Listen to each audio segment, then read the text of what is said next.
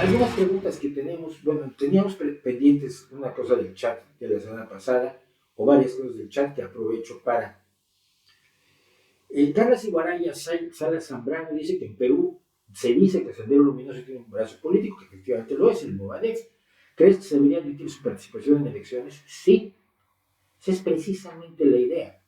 La idea es que puedan participar en elecciones los grupos que fueron grupos armados, aunque sigan teniendo una ideología que a uno le puede parecer repelente, repugnante o inadecuada, eh, eso no es tan importante como el hecho de que se rindan al hecho de la democracia, a que su debate lo tienen que hacer en los terrenos de la democracia y no en los terrenos de la lucha armada, y menos de la lucha armada que llevó un grupo como Sendero Luminoso que fue pues, especialmente brutal, ¿no? Especialmente bestial en muchos sentidos, y que dejó una estela de dolor y de muerte y de destrucción y de torturas y demás, que fue verdaderamente aterradora.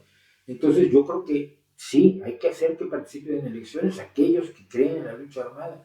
Yo nunca creí en la lucha armada, esa era casi una herejía cuando yo tenía 18, 19 años, porque la revolución era todo.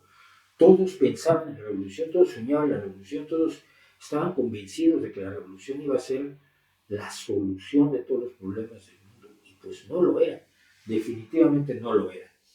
Entonces, sí, así como creo que ETA debe participar, como creo que Montoneros ahora en el peronismo argentino deben participar en elecciones, y es su derrota, es la derrota de una de sus principales ideas, la idea de que las cosas se deben resolver por la vía de las armas.